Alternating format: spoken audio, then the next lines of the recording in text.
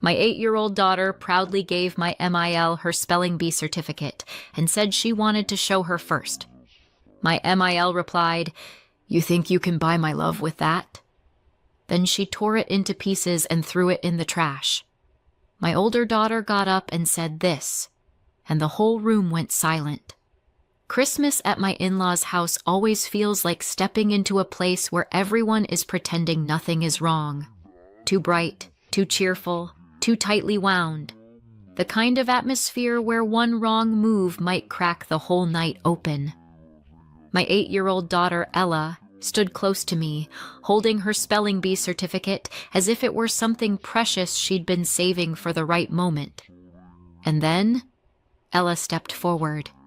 She held her spelling bee certificate with both hands, gripping it so tightly the edges curled a little. Her cheeks were pink, not from the cold but from excitement. She had been waiting all week for this moment. "Grandma," she said, voice small but bright, "I wanted to show you this first." My mother-in-law Diane took the paper between 2 fingers, like she was accepting a parking citation. Her face didn't move at first.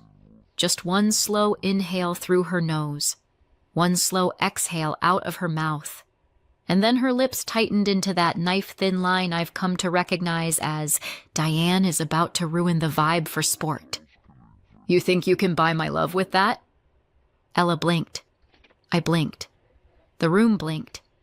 And then, Diane tore the certificate clean in half, then in half again, and again, slow, deliberate, like she was doing origami with my daughter's confidence.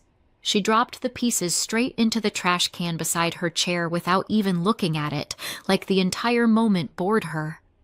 Silence detonated. I felt it in my teeth, in my spine, in the back of my skull. Ella just stared at the trash. 1 second confused. The next, her little face folded inward. Her mouth trembled. Her eyes went shiny with that stubborn blinking kids do when they're trying not to cry in public. The room froze. Not loudly, not dramatically. Worse, quietly. Like everyone had silently agreed to pretend nothing awful had just happened. Melissa, my sister-in-law, smoothed her dress and gave a small, satisfied smile, like this was the outcome she'd been hoping for. Bella, Melissa's daughter and Diane's favorite grandchild, watched with bright curiosity, almost pleased, as if Ella's humiliation kept the family hierarchy intact. Raymond, my father-in-law, stared down at his hands, shrinking into his chair like he was trying to disappear into the upholstery. Eric, my husband, stood stiff beside me, pale and stunned, completely frozen. And no one said a thing. Not one adult stepped in. Not one person asked Ella if she was okay. The silence dragged, thick and shameful. And then Hannah moved. Her chair scraped back sharply, the sound slicing through the room. My 11-year-old stood up, slow but steady, shoulders tight, eyes burning. She walked straight to Ella and put herself between her sister and the trash can. Her voice shook, but it carried, "Why would you do that? She's 8. Good grandmas don't do that." And just like that, the silence turned into something alive, heavy, cold, impossible to ignore. Diane's eyes went wide, like she genuinely could not comprehend being confronted by a child. "How dare you?" she snapped. But Hannah didn't flinch, not even a breath. "How dare you? You hurt my sister." You could practically hear jaws dropping. Someone gasped softly. Someone else looked anywhere except at us. Even the Christmas tree lights seemed to dim for dramatic effect. My husband still stood completely frozen beside me, mouth slightly open, eyes locked on the scene like he was watching a car crash in slow motion. He didn't move, didn't speak, didn't even blink. And maybe that's when something inside me quietly shattered. I looked at Diane, who muttered just loud enough for everyone to hear, "Kids today are too full of themselves," as if she hadn't just emotionally body-slammed an 8-year-old. No apology, no hesitation, no shame. Nothing but that familiar superior squint. That was it. The point of no return. "We're leaving," I said. My voice didn't shake. It didn't rise. It didn't hesitate. It was cold, flat, and final. Hannah reached for Ella's hand instantly, gripping it with a protectiveness that made my chest ache. Ella clung to her, head bowed, shoulders shaking just slightly. We grabbed our coats in absolute silence. No one tried to stop us. No one tried to explain. No one offered comfort. They just sat there like mannequins in festive sweaters, eyes darting, guilt simmering, but mouths shut tight. And maybe that was the worst part. Not just what Diane did, but that everyone watched a child get crushed and decided to do nothing. We stepped out onto the porch. The winter air hit my skin sharp and clean, like a slap back into reality. Behind us, the house glowed warm and bright, a pretty little snow globe full of things pretending not to be broken. I shut the door slowly, deliberately, like sealing off a crime scene. And as the latch clicked, one truth settled deep in my bones. This wasn't random. This wasn't sudden. This wasn't a misunderstanding. This was the moment everything finally snapped open. And something told me the real explosion was still coming. If you'd asked me 5 years ago whether Diane would ever tear up one of my daughter's certificates, I probably would have laughed and said something naive like, "No way, she's just a little intense." Yeah. Turns out intense was the warm-up act. Because what happened on Christmas wasn't random. It was the grand finale of a routine Diane has been perfecting for years. A routine I kept trying not to see. Let me back up. When I first met Eric, I knew 2 things about him. He was kind in a way that felt rare. He apologized for things that didn't require apologies, like stepping too close to a lamp or breathing near his mother. I should have connected the dots sooner. The first real red flag came long before kids. I mentioned something about finishing top of my class in college, and Diane's reaction was so flat you could have used it as a level tool. "Oh," she said. "One of those high-achieving types." Not mean, not sarcastic, just judgment wrapped in a polite tone, like academic success was a moral flaw. At the time, I shrugged it off.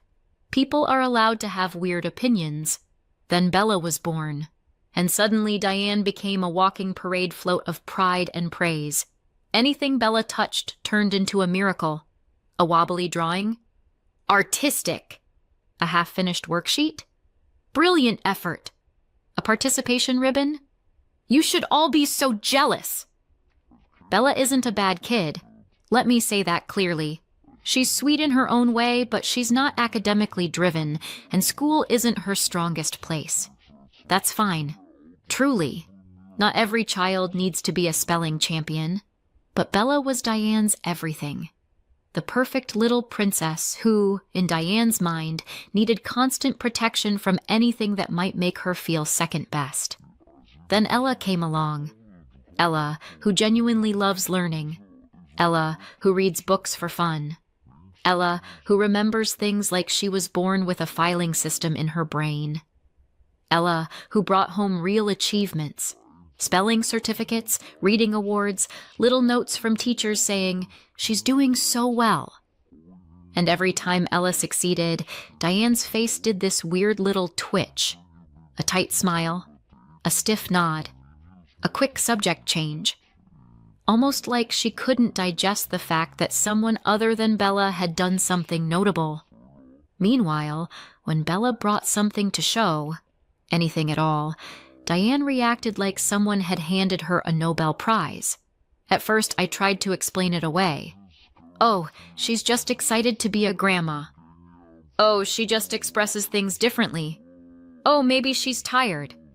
But Hannah, my observant, quiet Hannah, saw through it instantly. "Grandma only likes when we show her stuff if it's small," she told me once. "If it's something good, she gets weird." I remember staring at her, wanting to argue, but knowing she was right. And then came the moment when all the half-formed suspicions snapped together. It was a few months before Christmas. Ella had just won a class award, not a huge competition, just a genuine accomplishment she'd worked for. She brought it to show Diane during a visit. Diane glanced at it, forced a tiny smile, and pulled me aside later. "You should tell her not to go around flaunting these things. It can hurt other kids' feelings." I blinked. "What other kids?" Diane's eyes flicked directly to Bella, then back to me. "I mean, any child who doesn't have it as easy as she does," she snapped, suddenly irritated. And there it was, the truth she'd been dancing around. Diane interpreted Ella's achievements as attacks on Bella. Not bragging, not arrogance, not pride, just existing. Just being good at something. Just outshining Bella by accident. From that point forward, everything clicked. When Bella had a small moment and Ella had a bigger one, Diane got cold. When Ella brought home something impressive, Diane dismissed it as showing off. When Bella managed something small, Diane acted like she'd earned a scholarship to Harvard. It wasn't about humility. It wasn't about values. It was about hierarchy, and Ella was climbing too high for Diane's comfort. Hannah saw all of it. Before Ella even understood what was happening, Hannah had already stopped showing Diane her own school achievements. "She doesn't like it," she said. "She's nicer when I pretend I didn't do anything."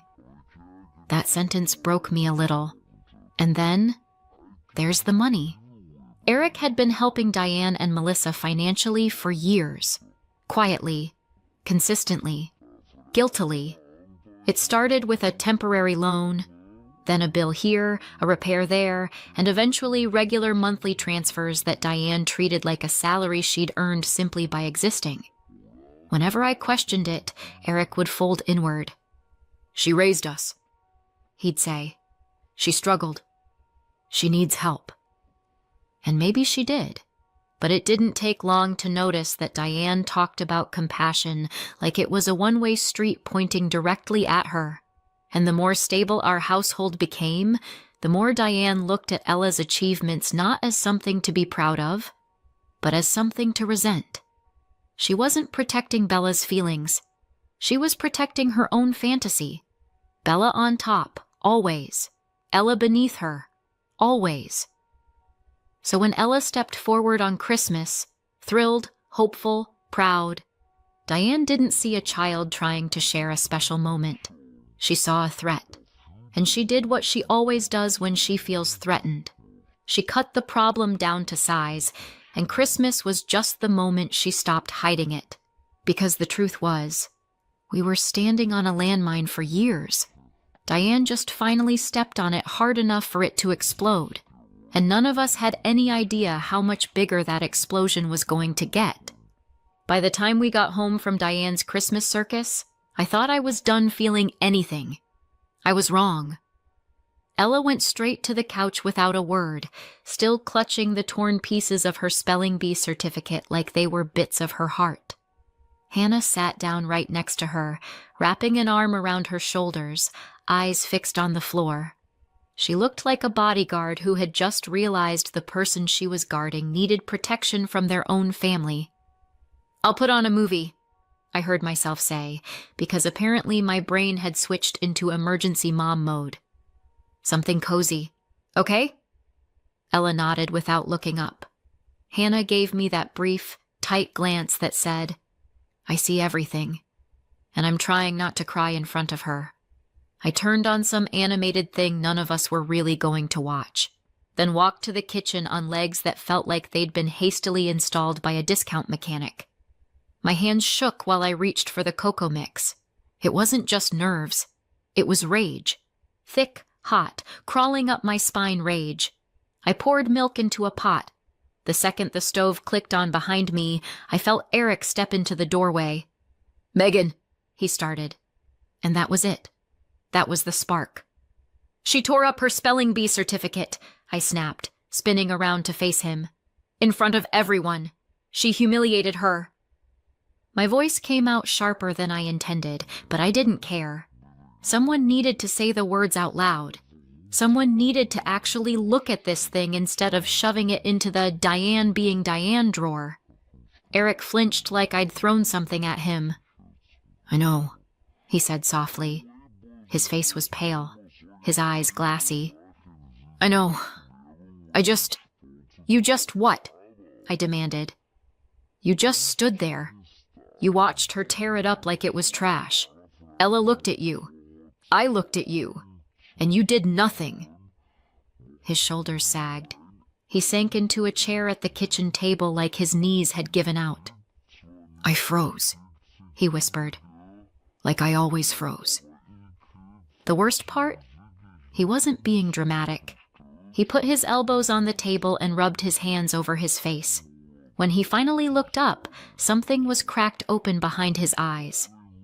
"She used to do the same to me," he said. I leaned back against the counter, the spoon in my hand forgotten, cocoa bubbling too fast on the stove. "What do you mean?" I asked.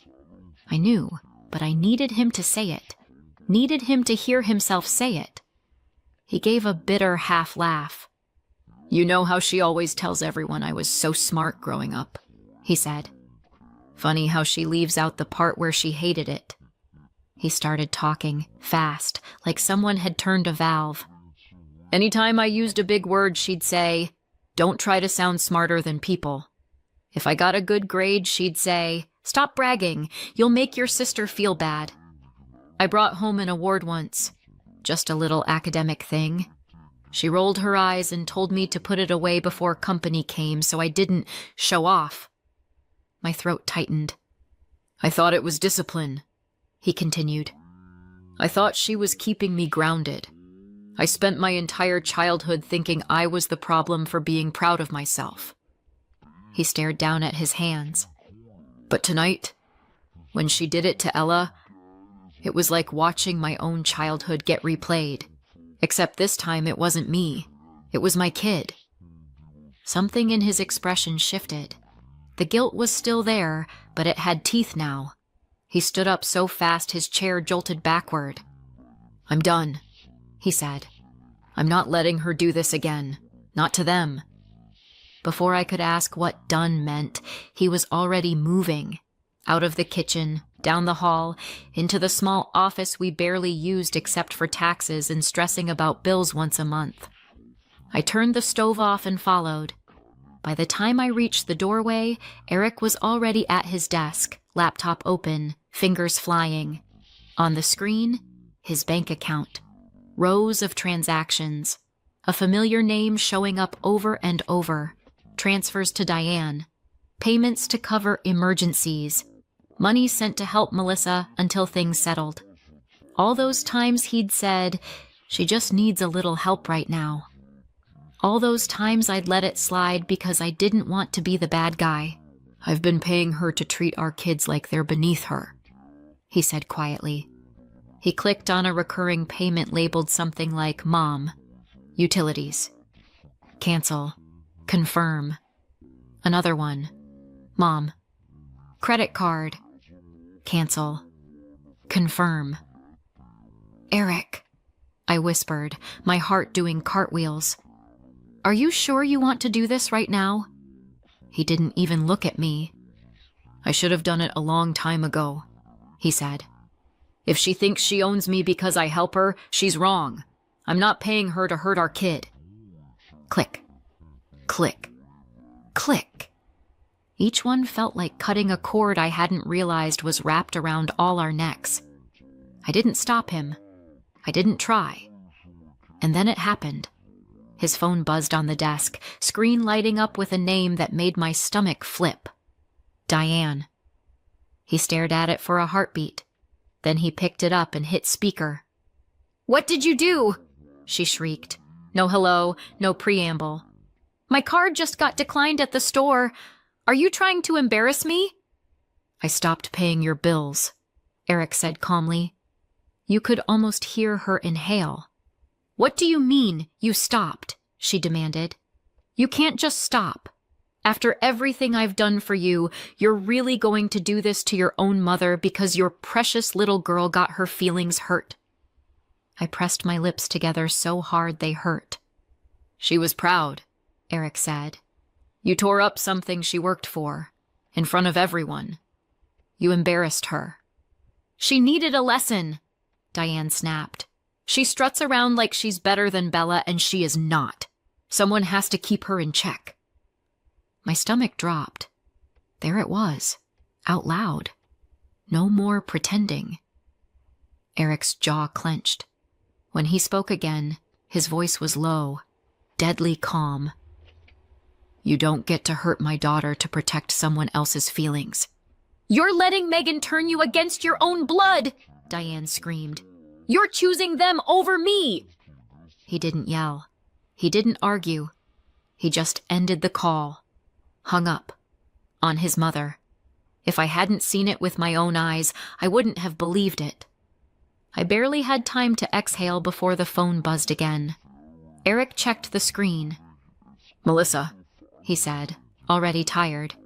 He answered and set it back on the desk. What did you do to Mom? Melissa snapped. She's crying. You cut her off? Over what?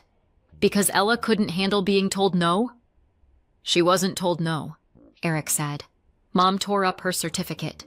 She humiliated her. Oh, please, Melissa groaned. It's not that serious. Your kid embarrasses Bella all the time with that trophy stuff. She needed to learn she's not the star of this family. I felt my heart stop for a second.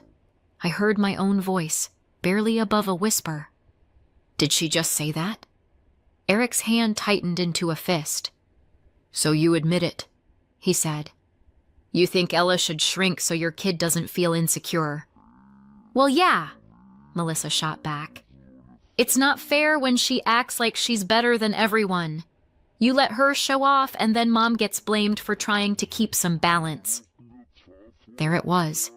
No disguises, no sugarcoating, just raw, ugly truth. Eric's voice shook, but he didn't back down.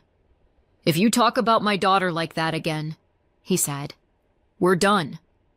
You're throwing away your family, Melissa screamed. I'm protecting mine, he said, and he hung up. Again.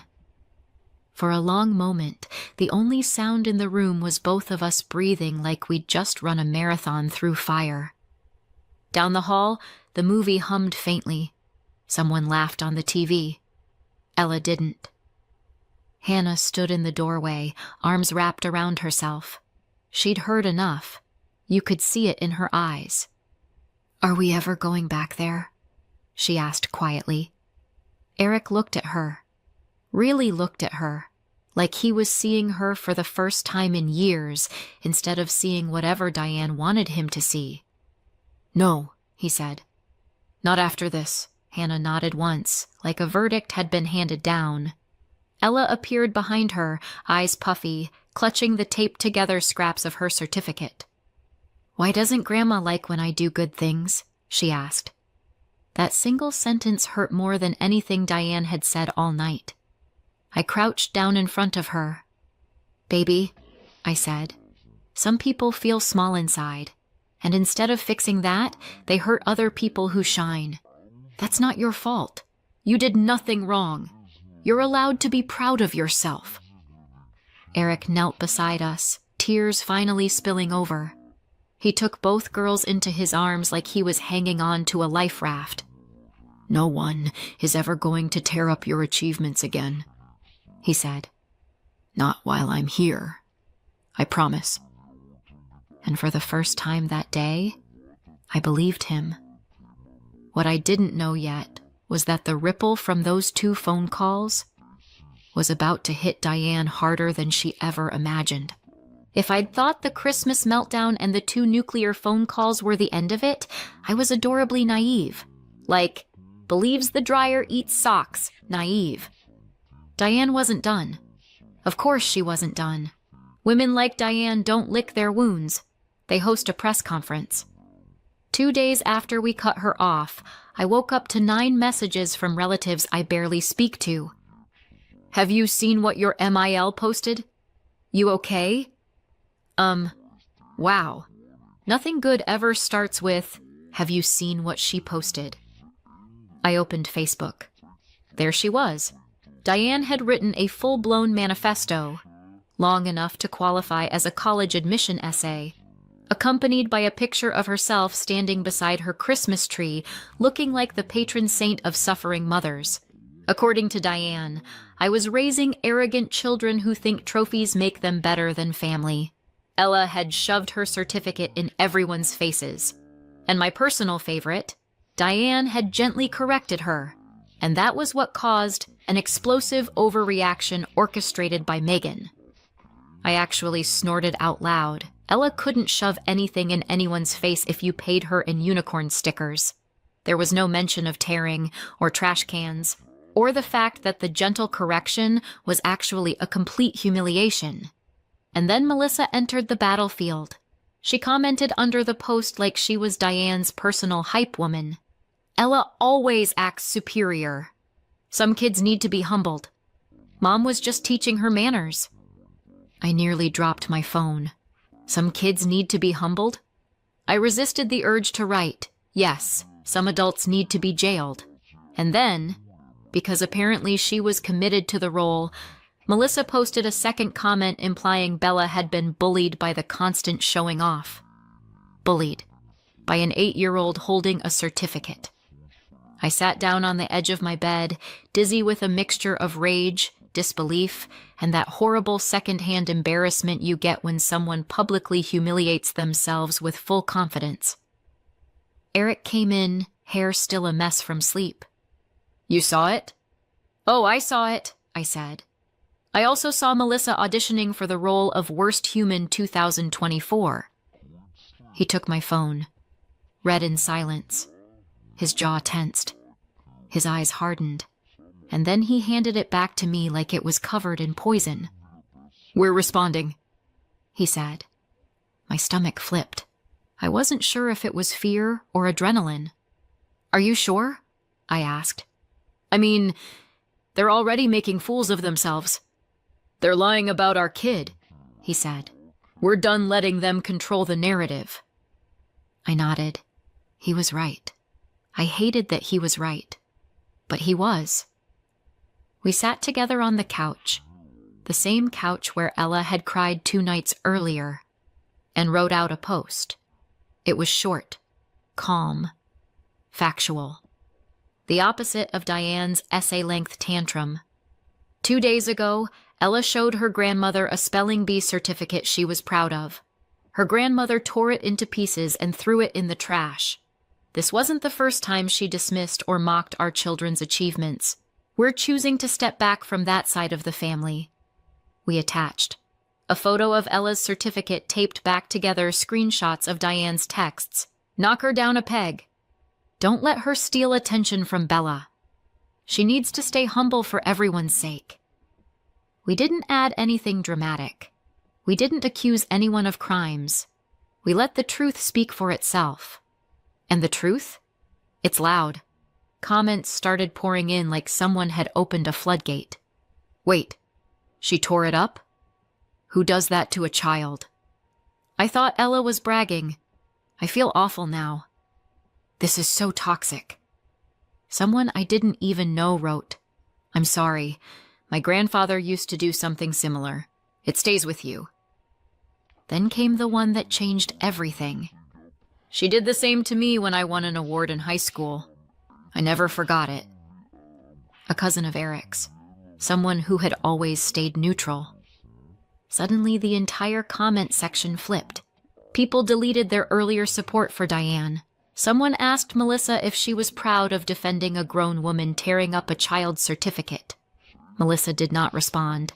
She didn't post for the rest of the day. Diane went silent, which was honestly terrifying. Like the quiet before a storm, or a lawsuit, or Diane showing up at my house with a megaphone. But instead, the phone rang. Not Diane, not Melissa. Richard, Eric's uncle.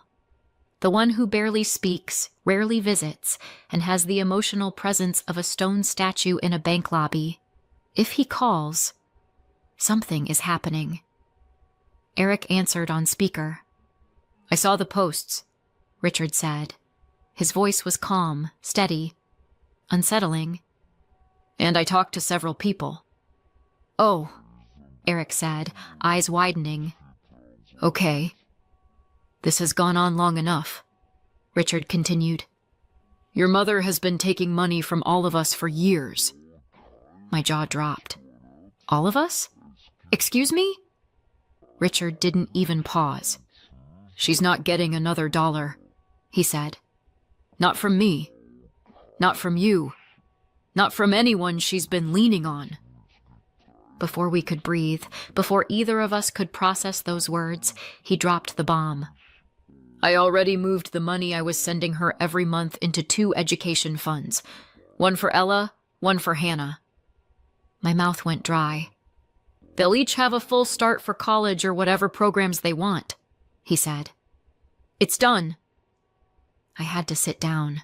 My legs were not prepared for billionaire uncle energy, even if he wasn't technically a billionaire. "Richard," Eric breathed. "That's a lot."